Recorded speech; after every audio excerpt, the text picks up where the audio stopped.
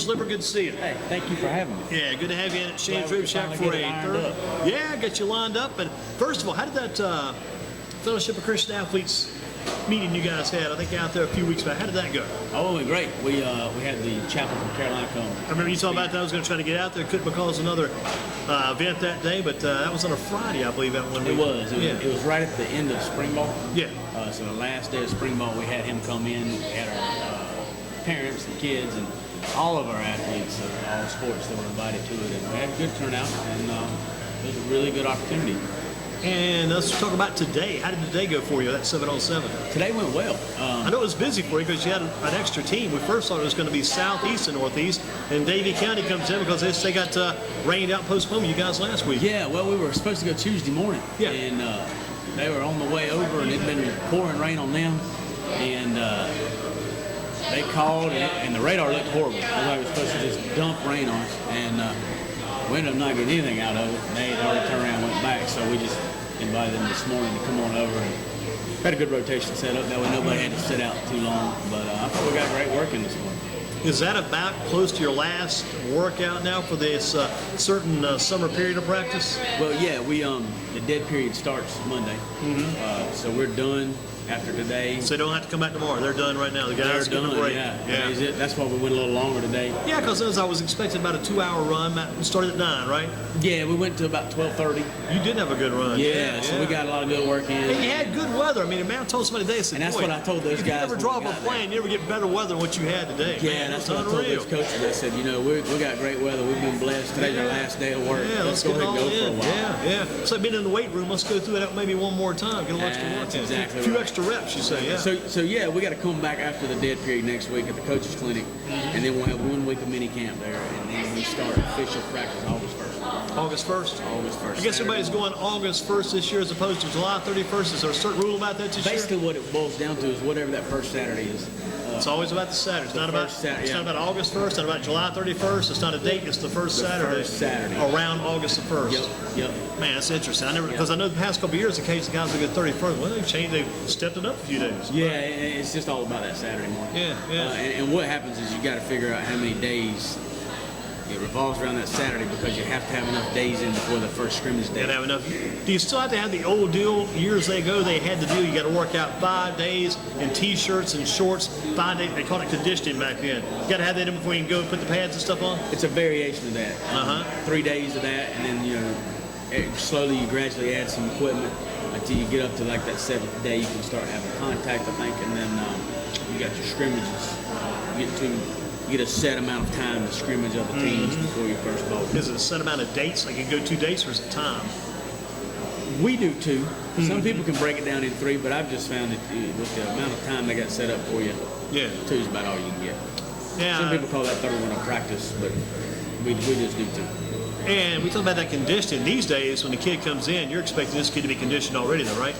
Well, like us, we work out 4 days a week all summer, and we run, we lift, we're doing it all, and we've had a great spring. We've got them in class, we've worked them there, we've got after-school workouts for our freshmen. There's no reason we shouldn't be in shape when we get ready to go. And let's go back and focus on the 2. New coach at Northeast Guilford, new experience. What's it been like since you got to Northeast? A big transition period. A lot of things that we've had a lot of moving parts, moving jobs, and even my job within the building has transitioned a little bit. We're settled in now, trying to assemble a staff. We've got that honed in now, getting our kids accustomed to how we're going to do things, as far as, all the way down to how our class is going to run, our weight training class, how our locker room is going to look, just all the way, the fine details, just installing that and then revisiting that from time to time. But it's been a process, and it's been a very successful process. Our kids are very eager. They've worked hard. They've bought in. Discipline issues, we've dealt with those as they've arose, and we've set the bar where we want it, and I think we've done a very good job of establishing that baseline of here's where we're going to be. How long have you been there now? I got there mid-March. Mid-March, gotcha. Early March, yeah. And what classes will you be teaching, and have you been teaching? Well, we've had a lot of roles this spring. I started out, I was an EC teacher assistant. The former coach was still in the building in the PE job, so he transitioned out and got him a job, and so that opened his job up. And then I transitioned over to PE, taught PE for the remainder of the year. And then going forward this fall, my role's changed even just a little bit more. I'm gonna be teaching PE a little bit, and I'm also gonna be the testing coordinator for our school. So a lot of transition, and I guess adaptability is a great trait. Yeah, you got to be able to adjust. A lot of adjustments, huh? That's right. That's right. How has this football gone since you got there? What's it going to? Here's the big question I've been throwing around. What's it going to take to turn this Rams team around? Oh, you came in with a book, had it all written in there, you just read it. And said, what's it going to take to turn this thing around? Well, I think the number one thing that we've got a good jump on now, the number one thing is discipline. You know, Coach Pursley was there for a long time. He and I are friends. I know he's very detail-oriented, very organized, and still disciplined. And that's where we've got to get back to, that mentality. And the good news is our senior class, where freshmen playing with Coach Pursley, they understand how that's. They remember it. They remember, exactly right. And so that's number one, is instilling discipline and demanding it. I'm a big believer of you get what you demand. If you don't demand it, you don't get it. And that's a battle. That's an everyday battle. It's not a quick overnight fix. Sure. So that's number one. Number two is getting our coaches on board, teaching them how we're going to do things, working through that. And that's a process too. That's not an overnight thing. What is the expectation? What do we expect out of it? But I do feel like we've got a good group of coaches now. I feel like we've made some adjustments. We've got the roles defined for everybody. And I feel like above all else, I think we've got a good group of men. And it starts there. And then, like I tell our kids, you know, we want to create a culture of family without our program. Yeah. And I think that we've got a good jump on that too. And the kids are picking it up pretty good, do you think? They are. Yeah. They are. And that's all outside of X's and O's. That's all outside of installation of what we got going on offense, defense. That's just how we're going to operate on a day-to-day basis. And I think you've got to start there. Give me the backstory. Kind of take us back on Jason Lippard, where he came from, where he's been, Sure. and all that.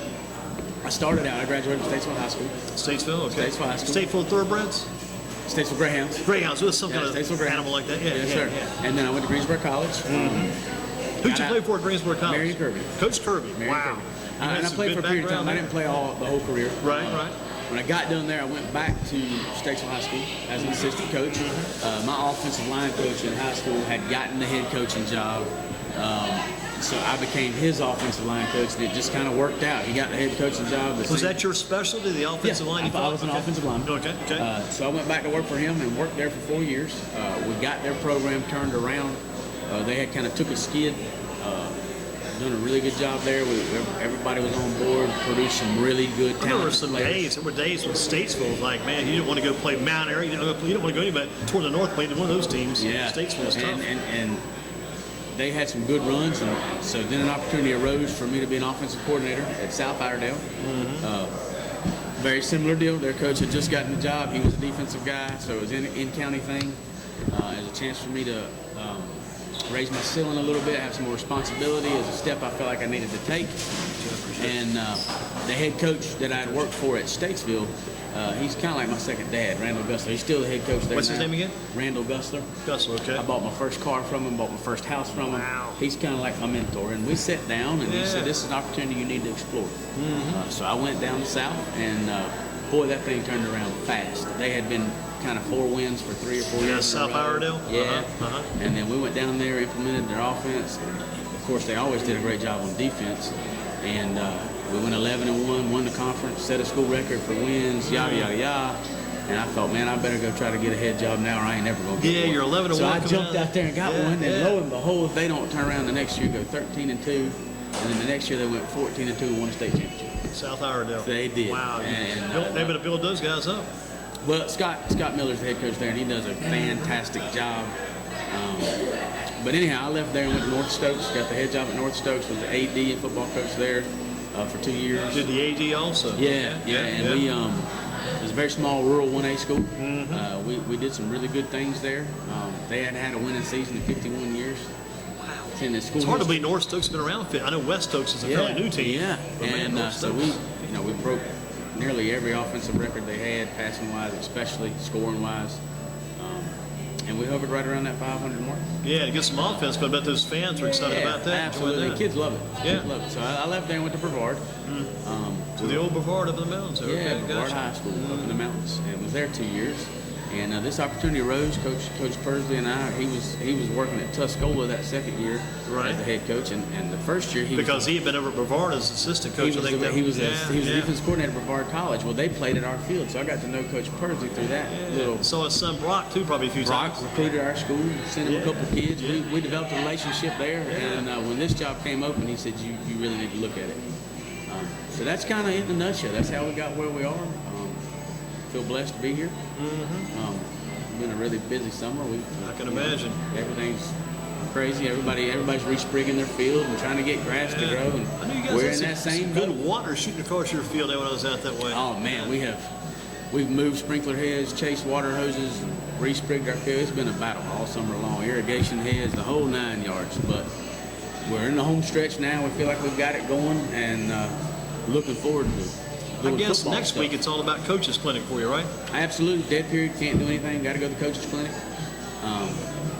And looking forward to that little breath of fresh air before we get rolling, and then there's no turning back. I bet next that's it. Wednesday night all the coaches will be at that All-Star game. That's going to be a fun time for you. Absolutely. Get around. Absolutely. We've actually got a kid that we coached at South Idaho who's going to be playing there. Is that Yeah, right? he was a rising ninth grade the year I left. What position does he play? He's an athlete. He'll be a DB or a wide receiver. Chris Holmes. Yeah. Good story. And the Greensboro College experience, you graduated from there, right? Yes. Was that a finished good- up my teaching degree.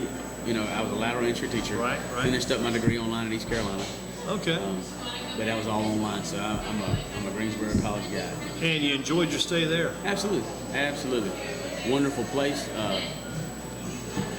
Oddly as it is, our baseball coach, Brad White, he graduated from Greensboro College, and his brother Jay, that's a baseball coach at Eastern, Exactly. he and I graduated the same year from Greensboro College. Interesting. So that was really, really neat. Did you do any other sports at Greensboro College? No. Just football. No, Football, just- man. Yeah. Any fond memories of Greensboro when you're back here as a college student? Things you remember about this town? Absolutely. We spent a lot of time here. One of the really appealing things about moving back outside of the school itself is my wife. Her family lives here. She's got an aunt and uncle that So live she's here. from here. Well, she's originally from Arkansas. Arkansas. But she got a job teaching, or when she came to college out here, her family kind of followed her out here. And her aunt and uncle had lived here for a while. Her mom and her sister and her brother all live here, and we've got 2 small children. And so we, first and foremost, in Brevard, we didn't have any grandparents or anything around, so we thought, hey, this might be an opportunity you got for a us family, to get some help here. yeah. She's an educator too. She teaches Your wife does? elementary. Yeah. Okay, where's she teach at? She actually just starts at McNair Elementary this fall. That's a fairly new school to it. Yeah, she's really excited about that. Yeah. Really excited about that. But yeah, I mean, so all that factored into the decision. And Did you keep up with a high school football any when you're here in college, back in your college Absolutely. days? Maybe go out like on a Friday night, catch a high school game? Absolutely. So you knew some of the teams usually already? went back home though. Yeah, did you? Saw them there, yeah. I know some people do that. Or yeah. in playoff runs, see them if they're close by. Right, Yeah. exactly. How about the coaching staff at Northeast right now, the guys you've got on board? We've got a great staff, I feel like, all fairly similar in age. I'll start with the offensive side of the ball. Coach McDaniel, he's been on staff there for 2 years. I think he was the interim for a little while. He coaches our wide receivers. He does a fantastic job. Really, really excited about having him on our staff. And then Coach Suggs is new to the staff this year. He's been helping with baseball for a while. He's a Northeast grad. He's going to come on board and coach running backs for us. And then Coach Cockman, he coaches our offensive line. He's a Thomasville grad. Okay. And then he went on to Appalachian and Air Force. He's an offensive lineman, so and he does a great job too. He's a disciplinarian, no nonsense kind of guy, and that's one position on the field where you have to demand that. The offensive line? Absolutely. Yeah, And he you're does an old offensive lineman, right? Back in the day. I am, but I coach quarterbacks now. Yeah. There was a kid here at Shane's this afternoon. I was eating lunch here this afternoon. A kid here at Shane's. I saw the kid. It's a big kid. I said, so I saw the kid. I said, who do you play offensive line for? And I never saw the kid before. He goes, I said, how much do you weigh? He goes, 280. He goes, he didn't play for anybody. I said, you can turn a big kid into an offensive lineman, though. If he's 280, 300 pounds, I mean, if this kid's willing to listen, you can make that guy an offensive lineman. And I'll tell you what, after approaching a decade of doing this, I'm a firm believer that effort and heart and work ethic trumps all. as an offensive lineman. I'll take a gritty kid that'll fight Yeah. over size every day. Now, size and grit helps. Sure helps. That's yeah. where the special ones are. It's like the guy we just saw earlier, Ethan Albright. That's doesn't right. have that extra height. If you get a combination of that and athleticism too, boy, you really got something. But I will take guys about your size, my size, some of the smaller guys who got that grit and determination, put them on the offensive line. If they're willing to listen and play hard, and they'll just keep those blocks, you can go That's a long exactly way right. with We're those looking guys. for fighters. Yeah. So that rounds out our offensive staff. Like I said, I work with quarterbacks, and then going over to the defensive side, our defensive line coach is Dennis Marsh. He played at Northeast. He played at Northeast years ago. Remember and then him? He went to Maryland and transferred to Norfolk State. He does a great job for us on the D line. Inside linebackers is Coach Brian Volio. He was a part of Persley's staff for a few years. That's good to have one of the former Persley coaches Yep, back. yep. Yeah. He's actually here in attendance tonight, and him and Coach Suggs both. But he teaches at the middle school, and he'd been working down there. He's also the middle school basketball coach, but he'd been down there the last 2 years, and we're really glad to have him back on board. And he may handle some coordinating duties on defense a little bit. Then outside linebackers, we have Coach Blindman. Anthony Blindman, we just got him. I think he's been coaching at Grimsley the last year or two. We feel very fortunate to have him. And then secondary, DJ Walker. He's actually a Brevard grad that played at Carolina. And he texted me a while ago when Ethan was on and said, hey, one of my fellow Carolina brothers are on the radio. Yeah. But he coaches our defensive backs, and really, really fortunate to have him. So I feel like we've got a very strong staff in place. We still may add one more, I'm not real sure yet. But right now I feel like we're solid, and we're ready to go to work. What about Coach McDaniel? You may have mentioned him already. Yeah, he coaches our wide receivers. Wide receivers. Yeah, he coaches our wide receivers. He had a great career at wide receiver. Extremely humble guy. He's from New Bern. Got great college experience, and He's even kind of got some connection too. He was on the previous staff, right? he was. good to have. He stepped in and was the interim. Yeah, it's in good to have a coach between. like that. Yeah, that's kind of been absolutely. there, yeah. And he does a fantastic job. He's actually too humble at times. He wouldn't tell you, but he played a little time in the NFL. Oh, really? Yeah, Wow. and he's too humble to tell He you seems that. a little but- soft-spoken. I thought I heard him talking. Oh, he's a great role model for our kids. Good guy to have on board. Absolutely, feel glad to have him. Who's your quarterback right now? Any idea? Boy, it's a heck of a battle. Yeah. It's a battle every day, and we haven't got that thing sorted out yet. Right. We probably won't name a starter until we get into August. Yeah. Maybe through the scrimmage even. Right. Now, who was quarterbacking today? Who did we set to today? Well, today you saw Jeremiah Praler. He was throwing some. He was a left-handed guy. Okay. And then Justin Patterson was the right-handed guy you saw today. Those two have been battling it out. Going at and it. they both have a different skill set. But they're competing every day. And the Patterson guy was kind of the bigger, stocky kid. Yes, I guess. yes, Saw yes, him. yes. He was at the end of the Yep. scrimmage, or Yep. at least what might have been the info when I was watching. Because you say you guys won about 12-30. You had to Yeah, go work we out did, today. we did. Who's your top receivers? I mean, in your offense, you run the spread, run the wide open offense. Who are your receivers? Top receivers, do you think? This far along in the spring and summer, Jamal Jenkins has had a good spring and a good summer. He's really consistent. But I'll be honest with you, we feel good about 4 or 5, maybe even 6 guys catch That's the pretty football. good, yeah. We've got depth there. To have the big Traven Benton, options. Traven Benton does a great job. He's a little water bug guy. He's short, and he's a spark plug. Gotcha. Chris Gales has done a good job for I was us. going to ask you about old Scales. Old Scales, I've been that Scales family for years. Yeah. Those jokers have been around the horn. He's maybe, been working out Maybe for us. Chris has found himself a home there. I hope so. He's a slot right there, and he's been doing a great job. He'll see that both of those guys will also see some time at running back. Yeah, I thought Chris would be some running back Yeah, too. Josh Keku is another kid who's been working really hard. Corey Blackwell is working really hard. Kiefer Oates flips over from free safety and gets some reps at receiver So every you now got and then. some athletic kids in. Yeah. Get those We've skill got some skill positions. guys. Yeah, We've got yeah. some skill guys. And the thing about it is, you can never have too many because you never know who's going to get injured. You never know what's going to happen.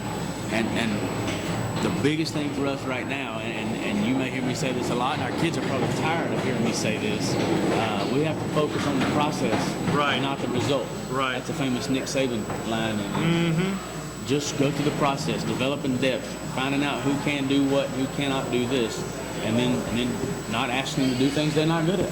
And this offense kind of becomes more about the slot men and the receivers than it does about the running back, maybe it's been in the past. Well, that's the beautiful thing about the spread is people say I throw the ball all the time and this, that, and the other, but we've got a good stable of running backs. And we'll look a little different this year than we have years past. We'll run the football a lot more this year. So it's going to look a little different. But, yeah, those slot guys are going to touch the football in a lot of different ways. And those receivers, they'll catch some little short passes. They will. They'll catch screens. We're a big screen team. What really messes, I think, defenses up these days when you send those receivers out in a deeper pattern. You look upfield, there's number blah, blah, blah. He's out there as a running back. He's upfield 15, 20 yards catching a longer pass. Yeah, and I think the icing on the cake is the tempo at which you play. Yeah. It's not so much about what you do, it's how you win address it. And the tempo at which you play. I believe that you force teams to play at a pace they're not comfortable with. Yeah, do you play like a Dave Dorn or like Coach Fedora plays? We're playing this NASCAR type wide open offense. Get back to the line of scrimmage, get the play call, let's roll, and That's keep exactly going right. play after play. And what it does, it stresses the defense. Yeah. And eventually they're going to make a mistake, and you just got to make sure you gotta hope you're able to capitalize. Your guys got to be disciplined. Everybody's got to know the snap count. They got to know every play. That's exactly right. It's about getting lined up and being focused and not losing track of what's going on. So what you're playing in some ways is kind of like a little bit subtract the offensive lineman. Your thing is kind of like a 7-on-7. What you're running your offense in some Somewhat, ways. but I think we're going to be more run heavy this year. More run, yeah. So we've got. I feel great about the athletes we've got playing offensive line. They've worked really hard. They're very much a blue collar group too. They work. Yeah. And you get a little depth there now too. Yeah, we've got offensive line wise, we've got 6 or 7 kids that are working at 5 spots. Yeah. So I feel okay about that. And they're cross trained. We got a couple that can rotate to a couple different positions. So I feel good about that. Yeah. It's good stuff. And you look at the overall layout of things. You talked about a couple of scrimmages coming up once you guys get in pads, get run in August. Sure. Who are those scrimmages against? Well, we've got to go. The first one, we're going to go down to South Iredale. And see your old friends? It's a 4-team deal there. We're going to scrimmage South Iredale, South Point from Belmont, who's had a lot of success. We all know about those guys. Yes, sir. Boy. Northeast does those guys. I think that's a team that beat Northeast in that state championship that year. Football and baseball. Yeah, exactly. Boy, baseball. Yeah. Man, the baseball was crazy. Kind of been an arch nemesis there. That's right. But it'll give us an opportunity. Come right on through. You're fine. It'll give us an opportunity to see option game. Yeah, exactly. Sometimes those guys get in space. They look like a bunch of cheaters. We got to make sure we can handle that stuff.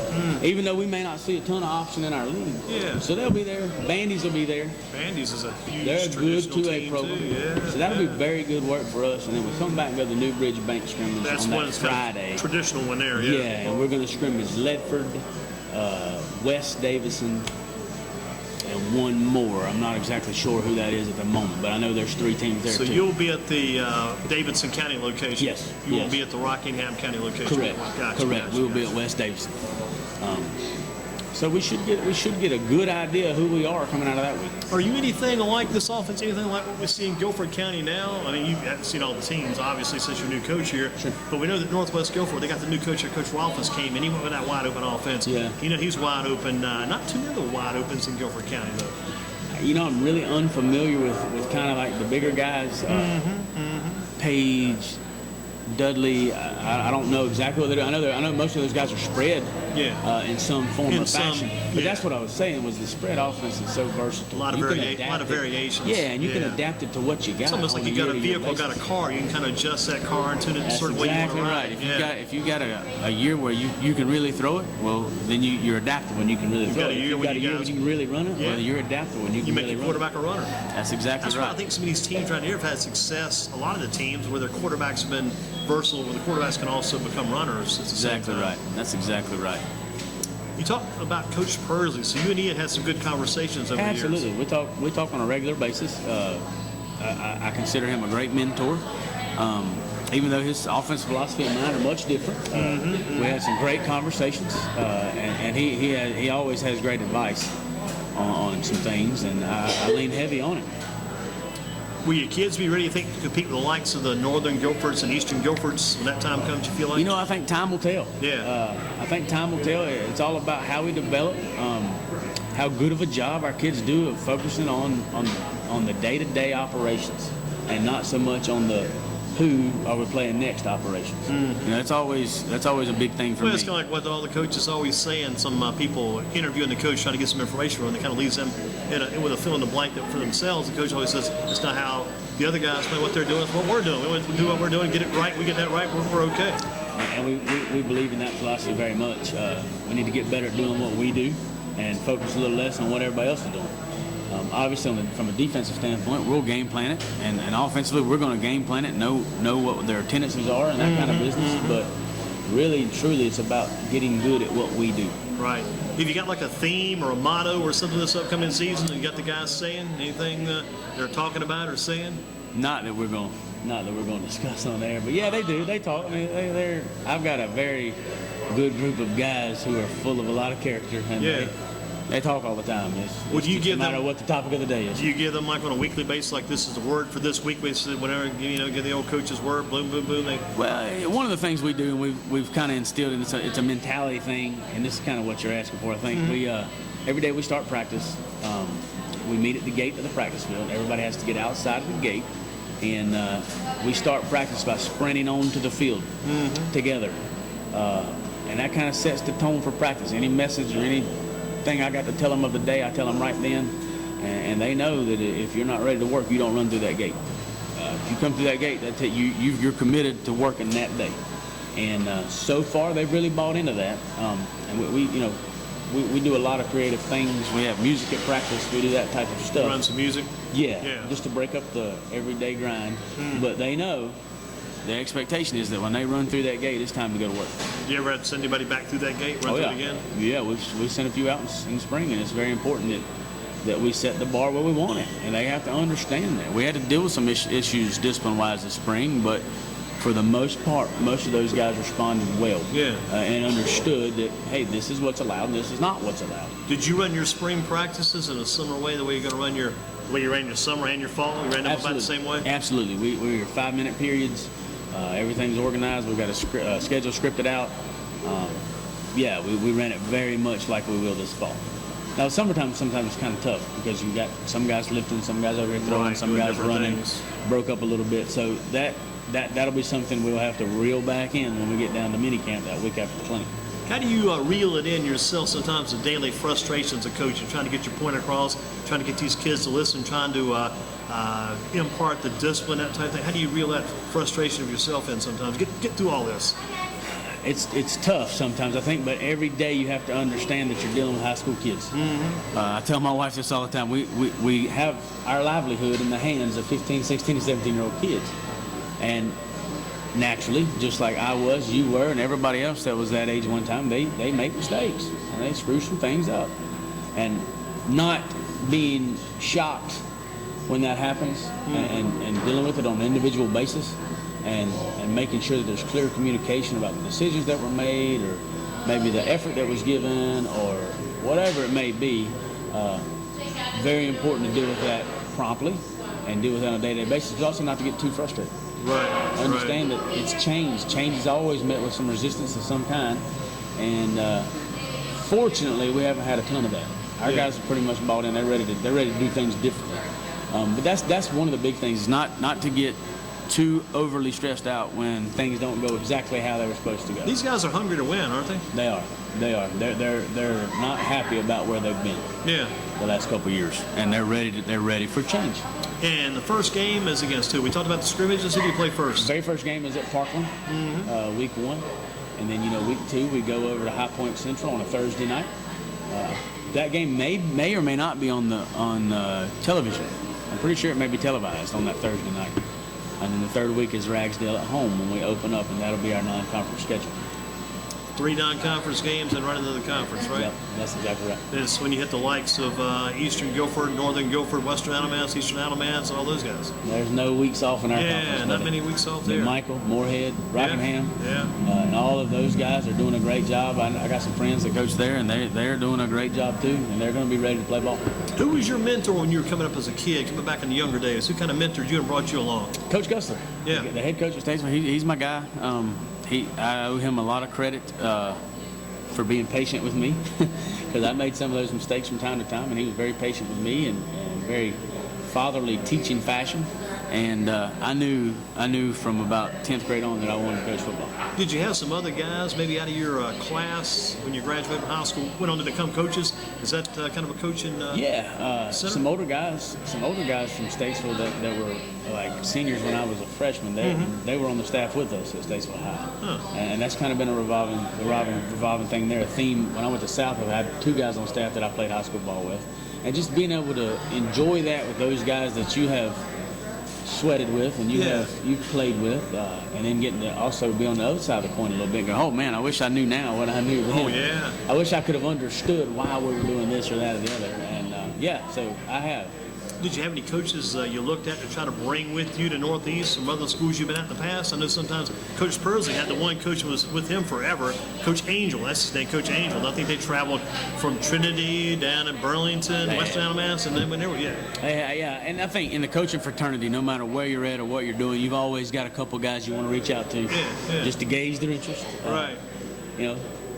Unfortunately, a few of the guys I reached out to weren't in a position to move. Couldn't make the move. And we almost had another one, and the teaching situation didn't work out. But you know what? I also reached out to a couple of Coach Pursley's old staff. Yeah, right. And they weren't in a position where they felt like they wanted to do it anymore, or maybe it wouldn't work out. The timing was bad. So, I did have some guys in mind, but, like I said, I leaned on Coach Pursley. He advised me on a few of the guys I got now. And I feel blessed to have the staff that we have. A couple more questions for the coach. Coach Lippard with us with Northeast Guilford High School, the Rams. How does the offensive lineman go from being an offensive line specialist to being a quarterback coach? It's funny you ask. When I got out from under Coach Gusser, Coach Gusser was very wing tee oriented, and I was a wing tee offensive lineman. And then we had a class that came in my last year with him. They had six guys going to play college football. One went to East Carolina. One was a freshman All-American at Duke. Wow. Defensive back there. It's kind of the face of their program right now. Had 3 interceptions against Jameis Winston. And then the quarterback went to Virginia Tech. Well, all those guys were freshmen. A couple of coaches on staff sit Coach Gusser down and said, I think we're going to have to change our philosophy a little bit. We've got a lot of weapons that aren't touching the ball enough. And fortunately, that conversation went well.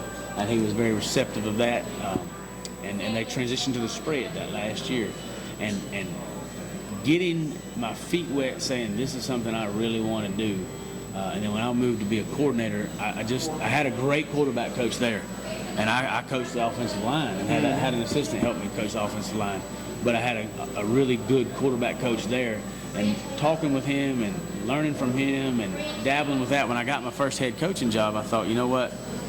Who's the most important guy on the field when we're running the spread offense? We're no huddle. He's making all the calls. He's driving the boat. Who's the most important guy? And that's the quarterback. And my philosophy is that if I'm going to live or die by that guy, I'm going to be the one coaching. You'll be the guy in charge. Yeah. And that's been a really good philosophy for me. Like I tell our coaches, sometimes I tell my wife this all the time. If I'm going to be mad at somebody, it's easier to be mad at me than be mad at somebody else. So I want to be responsible for that guy who's got it on his shoulders. Well, going into this year, who are the team captains? Who are the team leaders? We really hadn't even got that established yet. When do you think you'll get that done? Probably that after the scrimmages. We've got some guys who step up and do leadership stuff, and they're doing a fantastic job, and they do anything that I ask them to do, and they do it to the best of their ability. Is that a big part of your operation, those team captains, those guys that step up? It is. I believe it's very, very important in any program, and I think any coach would tell you this, that you better have some guys in that locker room that can lead the thing. It's important everywhere, but it's really important in that locker room. And I tell our guys this all the time. It's easy to lead when things are going well. Oh, yeah. The deal is, who are you when things aren't going you well? You better have those team leaders on your side when the ship's going down. Sometimes they got to bring you back up. So it can be very important. I want to make sure we're very, very careful, and the guys will assign that role too. Yeah. Those things could go rotten otherwise. Absolutely. Yeah. What do you think's got to turn this thing into the right order to get back in the win columns? What do you got to do this year? Kind of the final I think this may shock a lot of people. It may even shock some of my coaches, but I think it's got to start with defense. I think we've got to build a defense that can stop people. We've got to be able to force teams to earn everything they get. And then we'll do some things offensively. I feel confident in that. But I think the important thing for us to focus on is making sure we've got our defensive philosophy installed, make sure we've got all of our checks in place, and really, really doing a great job of coaching the fundamentals. Now Does it start at linebacker? Is that where it starts? We're a 3-5 team. Yeah. So we're a 3-5 defense, and we've got 5 linebackers out there. So it starts with those guys, and we're a long way. But you got to cover that middle of the field, right? Absolutely, we're a long way from a steel curtain or anything like that. Yeah. I feel like we've got a good understanding of where we are. And I feel like they are starting to understand their pass coverage, and that's what the whole 7-on-7s are about, is understanding how the coverage fits and why we're doing what we're doing. So once we get that established and we get into the grind of things in August, we can start to implement run fits and actually see it. It's one thing to work run fits on bags and work run fits on air, but really and truly let that picture take place where we can work those run fits and work our stunts and those kind of things on live action.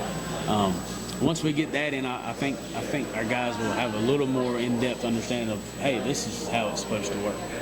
And but I've been very pleased. But I think for us, where it starts is going to be defensively. And that's a different mindset than I've had in many years. Places you've been before, right? Yeah, well, I've just always been an offensive guy and really focused on offense. But was it kind of thing you always, let's just outscore this other team if we can? I've had that philosophy at times. I've been guilty of that. Yeah. But that's not going to be the case here. Yeah. We're going to put a defense. premium on defense, and we're going to take great pride in playing good defense. And you mentioned one of your coaches is kind of in line maybe to get that defensive coordinator's spot. He's got that spot yet. He ain't quite ready to jump on board with it yet, but he's going to handle some coordinating duties. And I'm going to assist him heavily. I'm probably going to end up calling both sides right now. Yeah, okay. But he will have some responsibility as far as game planning. Some coaches, if I'm not mistaken, I saw over the years they were like quarterback coaches and linebacker coaches. It's very stressful, Yeah, but it can be done.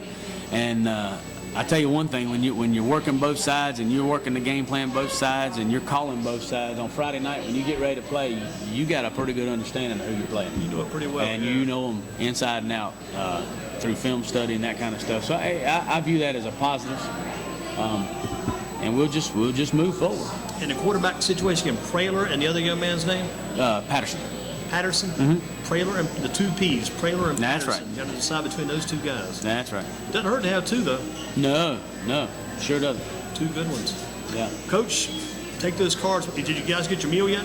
No, we have Get not. your meals, those cards, and do you want to send the assistant coach over? Just talk to them a couple minutes here. Sure, Give an assistant sure. send? I'd be glad to. Talk to Coach Suggs Actually, first, they're since he's done before. I think they've got to leave here shortly, so they may pass that opportunity. Has Coach Suggs even passed? Let's get Coach Suggs in just a couple of minutes. All right, Coach Suggs. He's may always come good up. at it. There you go. Thank you for having us so much. Keep up and the good work. appreciate you coming out this morning and Oh giving us yeah, some coverage let's see there. what it looked like out there. It's always good. It's always kind of fun when you get an extra team like Davie County showing up. That's even better. Please feel free to come anytime. Anything that we've got going on, you're more than welcome to come to. Please, any publicity we can get, we'll love Yeah, to Coach have. Bill Buckout Stadium, right? Absolutely. He was the coach I played against. I was in junior high school back in the day. Oh, wow. Very good coach. Good, Wow. Going back a few years. Well, listen, Andy, I appreciate you having us. Thank you again, Thanks Coach. a bunch. Yes, good sir. luck to you. Keep Thanks. up the good work. Let's get Coach